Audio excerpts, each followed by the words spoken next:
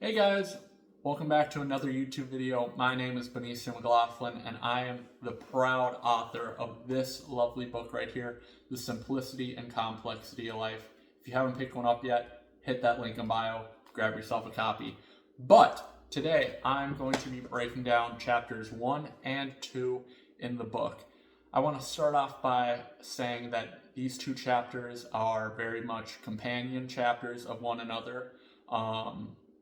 They very much go hand in hand, the first chapter being the simplicity of life, the second chapter being the complexity of life.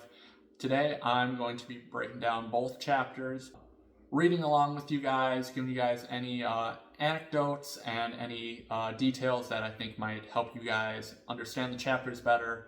Other than that, let's go ahead and dive right in. Chapter 1, The Simplicity of Life. We as humans have pondered on the meaning of life since its creation, but the true purpose is very simple, you see. We are simply put here to love and help each other, as how the hawk kills the rabbit, leaving the body as feed for the mushrooms to cultivate the land. Everything we do, or that has happened to us, innately pushes the needle forward. We are all just links in the greater chain of life, dominoes that simply push the next one forward, and so on and so forth. Even if at times the actions within this chain, some call the circle of life, seem damaging, unneeded, or cruel, they still happen for a reason, and there is still beneficial growth and learning that can come from within it. So I want to stop right there. So a lot of you guys might think it's strange, that we're all here to simply love each other. And then I use the reference to how the hawk kills the rabbit, leaving the body as feed for the mushrooms to cultivate the land. What I kind of mean by that is, even if at times actions that seem like they may be harmful or not beneficial, in the end can greatly help you out and benefit you in the long run, and there's still great benefit and growth that can come from every situation, even ones that are blatantly bad. With that being said, like I say here, we're all just simply links in the greater chain of life. I believe that we all are connected in a deeper sense, and that all our actions push or result in the needle really being moved forward. And later on in this chapter, I talk about how we all are, how it's all our, goal as humans to push the needle forward and forever seek and strive for what's over the horizon. I think that's what we've always done as human beings. We've always looked for what is over the horizon and what is new, what is the future, and that's a, duty that I think we all have as human beings, no matter what field we find ourselves in. All right, let's go ahead and get back to the book. And still, beneficial growth and learning that can come from it. And within that beauty and freedom, after all, the simplest intuition of all human life is to push forward and evolve as humans have always done, socially and technologically, seeking what's new and forever over the horizon. With that comes the highest human act, being to inspire. When you make someone feel something, to make them move, want to dance, laugh, think, create something new of their very own. That is where true spiritual fulfillment comes from. It's the act of creation, doing and making with your time here on earth what you want of it. So I want to stop right there. With the highest human act being to inspire, I truly do believe that. When you make someone want to go out, dance, fall in love, when you make them feel happy, when you make a piece of art that impacts them and their life, that is truly something that is special. And to those of us that do that, it's something to be commended, because it's a very powerful thing. It's something that is not easy to do. When you look at great artists throughout time, a lot of times nowadays, a lot of them do get the recognition they deserve, but in the past they always haven't, and they've been slandered and scrutinized a lot of the time for pushing the boundaries and pushing that needle forward. And I think if you make art and you make art so powerful that it makes people think and want to go create their own art and pursue their own life with a fuller intent, that is something that's very powerful, and that's something that needs to be commended, because the act of creation and doing something that makes others want to go out and create something of their own, that's a powerful thing. And that's something we all can do, but a lot of us never end up doing, or a lot of us fall short of. So, doing and making with your time on Earth what you want of it, your own meaningful contribution to Earth, bringing a new life into the world, a new creation, a new piece of art.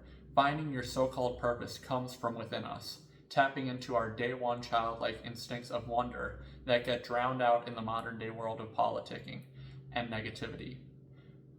So, as I kind of said earlier, I feel like we all have a special gift, and we all have something that we're naturally gifted at. But we need to continually pursue that gift and develop it. And a lot of the times in the modern day world, like I said, of politicking, and that is stressful about just working, a lot of times that gift gets pushed to the side, that gift gets drowned out by the stresses of life that we all experience. And I think to truly, make the most of what we're naturally gifted at, we have to pursue it. We have to pursue it with unwavering dedication. And a lot of times that the key to pursuing it is unlocking that childlike instinct of wonder and curiosity, because that very much fuels it to keep going. When you were a child, you were curious about all things. You wanted to go out, explore, find new things, look at bugs, look under rocks, and that's something, that spark, that magic, a lot of people lose as they transcend throughout life, especially in their later years. And I think it's very important that we try and keep that part of us, or we're always trying to go back to that place. Doing and making with your time on Earth what you want of it, your own meaningful contribution to Earth. Bringing a new life into the world, a new creation, a new piece of art. Finding your so-called purpose comes from within us. Tapping into our day one childlike instincts of wonder that get drowned out in the modern day world of politicking and negativity. Finding that gift that you are naturally good at and developing it and expanding upon it. That's where true fulfillment comes from, but it's no simple feat. Everything that exists today once started out as merely an idea. And these things are not simply made overnight or just given to us. They take time, sometimes years, to blossom into fruition. The richest fruits of our labor do not come from instant satisfaction, but from the hardest and most strenuous of treks. It is, after all, about the journey and not the destination. We as humans tend to overcomplicate life and even death. Even though, after all, the purpose is so simple, the end is the same for all of us. Life is special because it does not last forever. Yet we as humans all throughout history look to a higher power for meaning as a way to explain life, morality, the unknown, and what's after, as a way of bringing us a sense of comfort and reassurance, even though it's all so simple. So I want to rewind the part of the book where we were talking about how we have to set our mind to a goal, and we have to pursue it endlessly with an endless amount of dedication. With that being said, as I said, sometimes the fruits of our labor take years to blossom into fruition. We chip away day by day at it. There's a great quote that I love, and it's that each day you have to lay down a brick, and by the end of the year, you're gonna have a brick wall in front of you. Just laying one brick a day, eventually you're gonna look up and you're gonna see a wall built in front of you. And that's how we have to attack every goal in life. Just chip away at it, piece by piece, like Pharrell said.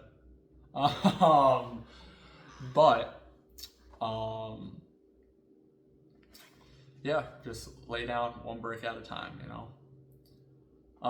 and then going on to the end here, it's not about the journey, it's about the destination.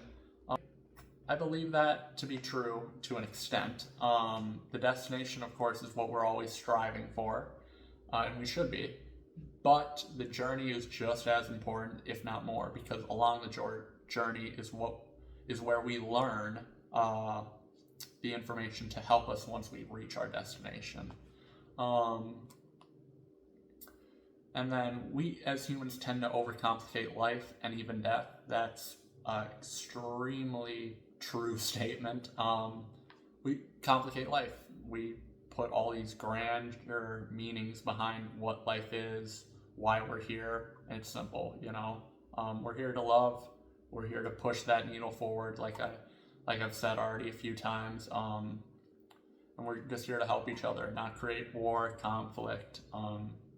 Here to push the needle. Chapter 2, the complexity of life. Life is so simple that it is absurd to put any one indefinite meaning to life, or say one faith is the end-all be-all. But within that complexity proves that life is so intrinsically unique. The chances of you even being born are 1 in 4 with 13 zeros behind it. Showing that your life and human experience is utterly unique to yourself, so enjoy it and make the most of it. Every human life on earth has some value. I want to stop. I want to rewind. Yeah, your life is complex and simple at the same time. Your life is minute in the sense of our grander existence in time and space, and in the universe, our life minute. And I think your life, once you realize how little you know and how minute your existence is, how much more free your life is going to become, and how much more you realize you still have to learn, and that's an awesome thing to experience.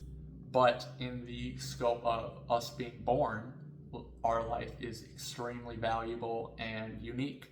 We all live a separate experience from one another. We all are just simply passing through this life. And we should value our life, value the life of others, because we never know when it's going to end.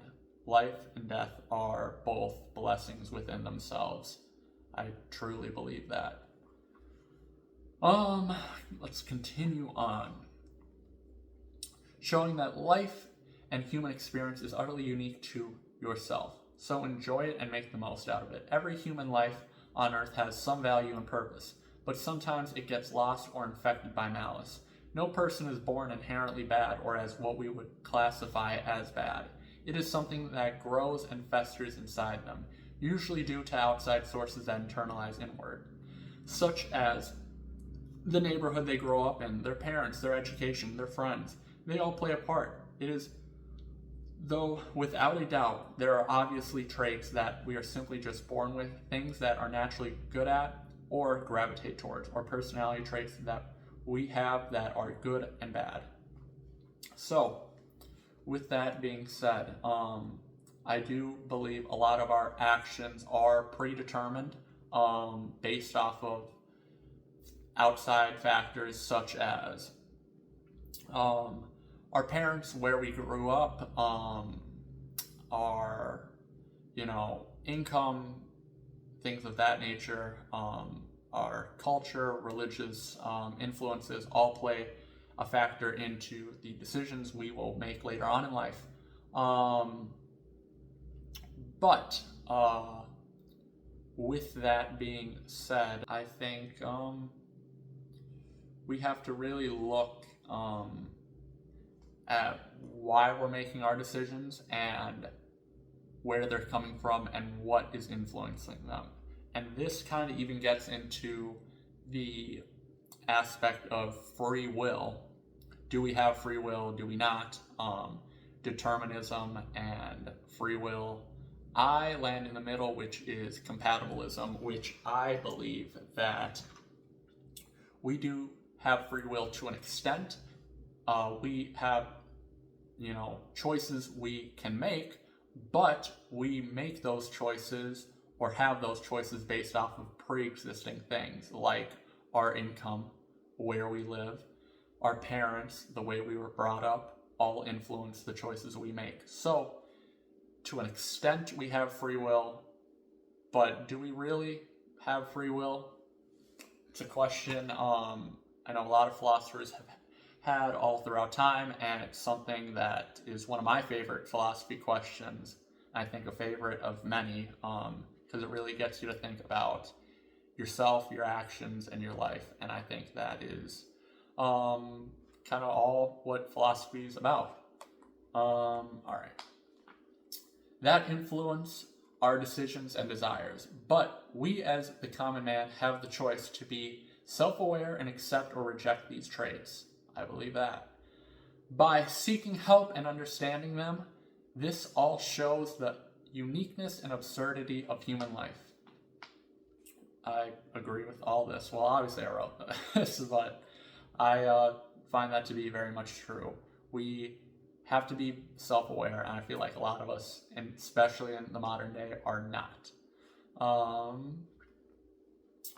Humans ponder about the unknown. What is after death? What is the meaning of life? Why are we here? Are all questions we fear because we do not have the indefinite answer.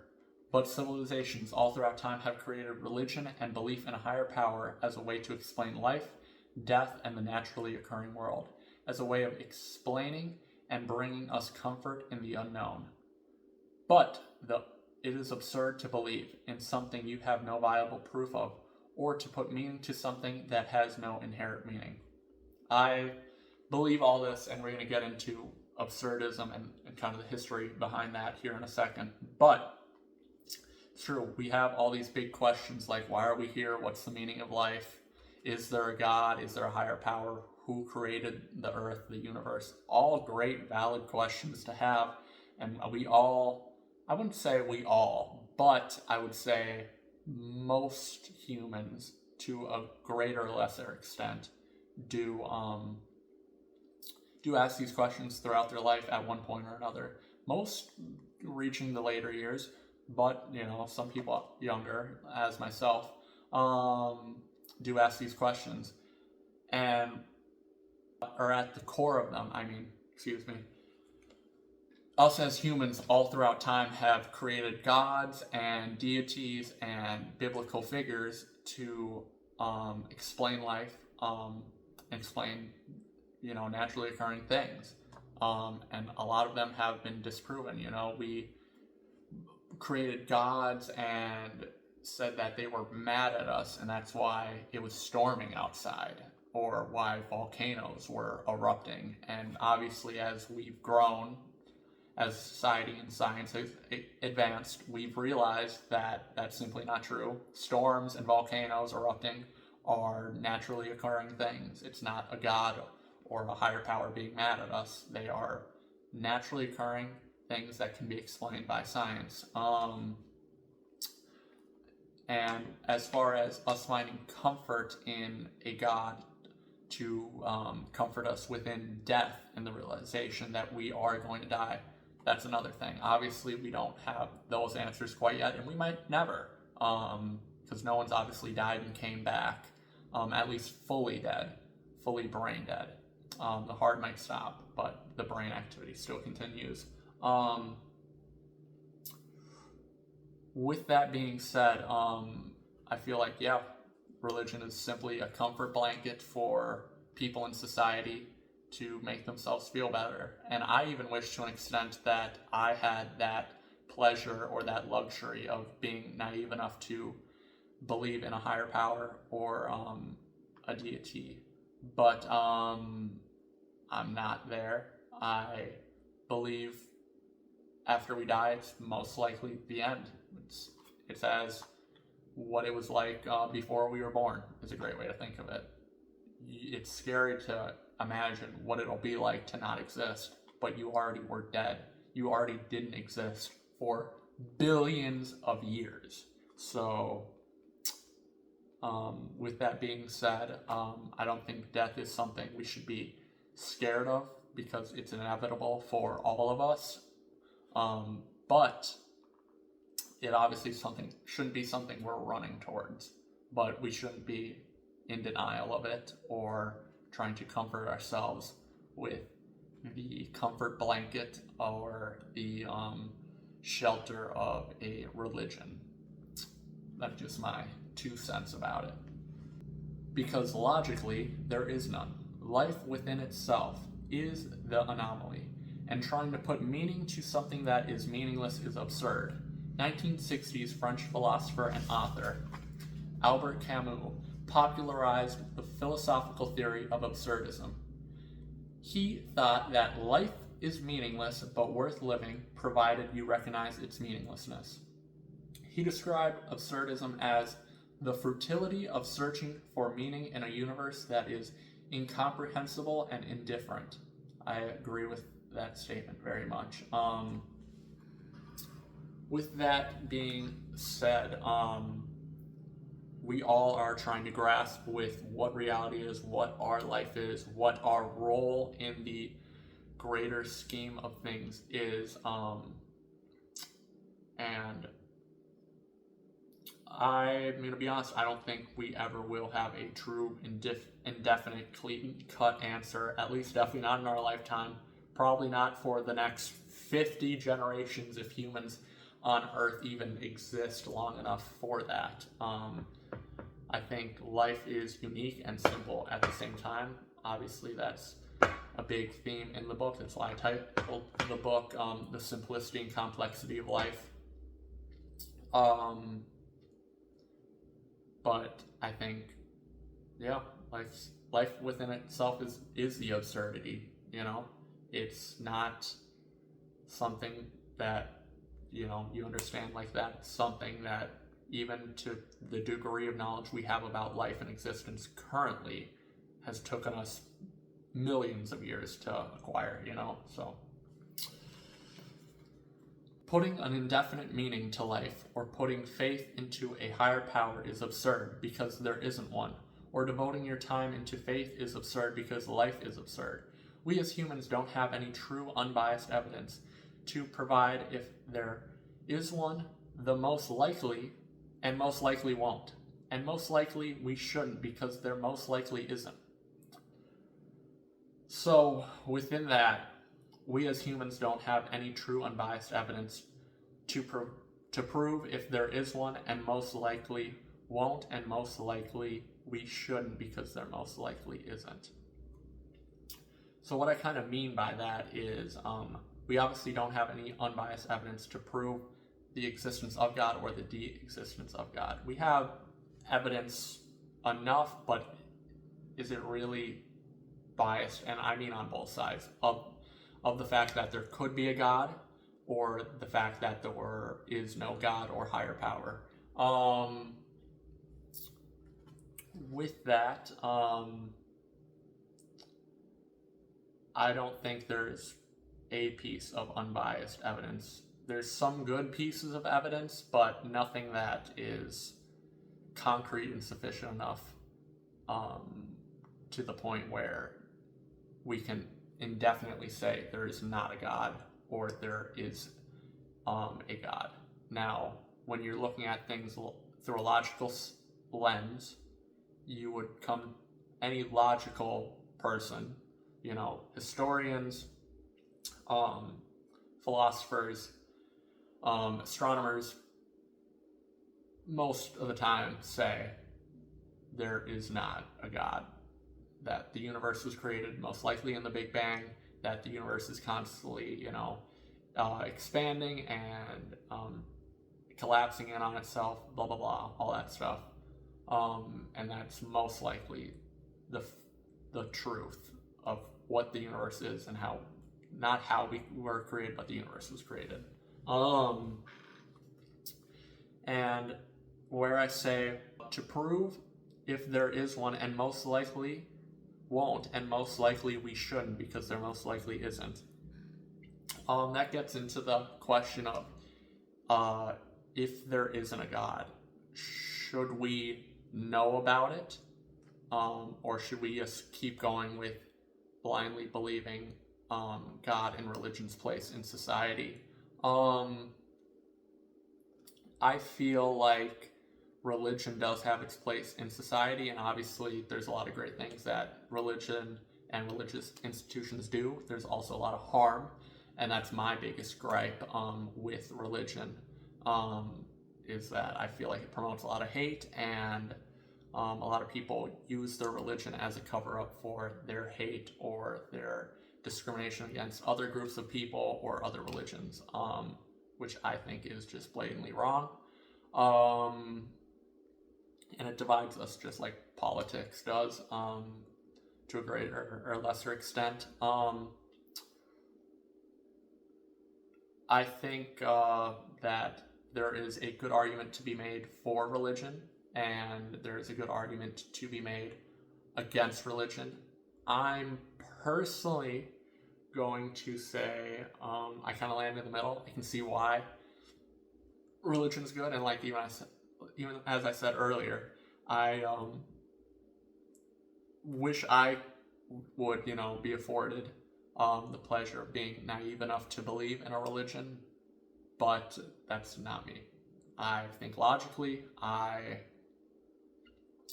love having these conversations with you guys and other people that I meet, but from a logical standpoint, the idea of a religion and the way we know the world is and works now doesn't make the most viable sense. And it's not just me. You ask an educated person who's, astrophysicist, scientist, philosopher, they're all going to most likely tell you religion most likely isn't true. Albert Camus' answer to this was revolt against the meaninglessness of life by choosing and living and giving it meaning. That people should embrace simple pleasures and find meaning throughout work, hobbies, and other passions. That people should continue pushing through life and make their journey self-justifying. Albert Camus was quoted as saying that a meaningless universe is actually an opportunity to free ourselves. Within this realization should come a sense of peace and freedom, knowing you have no good God or higher power to answer to. You are the ruler of your life. So, if life is meaningless, and you are the ruler of your own life and dictate what you truly do with your time here, what is the point of continuing to live? In Albert Camus' work, the question of unaliving oneself came up. Because what is the point of living a life that has no point? His answer to that was that we should, as people, should reject unaliving oneself and false prophets by confronting the world's silence with questioning and instead choose life and give it meaning. He believed that revolt is what gives life value and meaning and makes life worth living. Giving yourself meaning in a world with no meaning? So, who is to decide your fate? You are the only one that truly decides your fate and holds the key to your life. So, enjoy it. Find joy in the journey, not the destination. Don't give it away to anyone or anything. Don't let it go to waste. Live it for you. That is the end of chapter 2. I just want to end by saying, wrapping up that chapter, I definitely agree with Albert Camus, and that's why I so strongly identify with his philosophy of absurdism. most other existential philosophies, such as nihilism, don't quite leave enough room for anything else. Nihilism is just believing that life is meaningless and you should be able to do kind of whatever you want with your life and whatever, screw it, we're gonna die. Absurdism is more so a similar sense of of existentialism, but that the universe is very absurd and there are plenty of things that are possible and that life is most likely meaningless, yes, but instead of just falling over and dying, we should embrace that meaninglessness and find freedom within it, and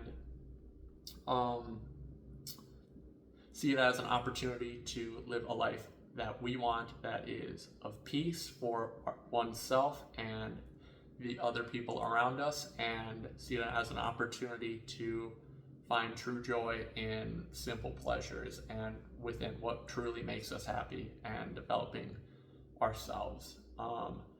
I want to also end by saying in no way am I trying to disrespect anyone's religion or beliefs.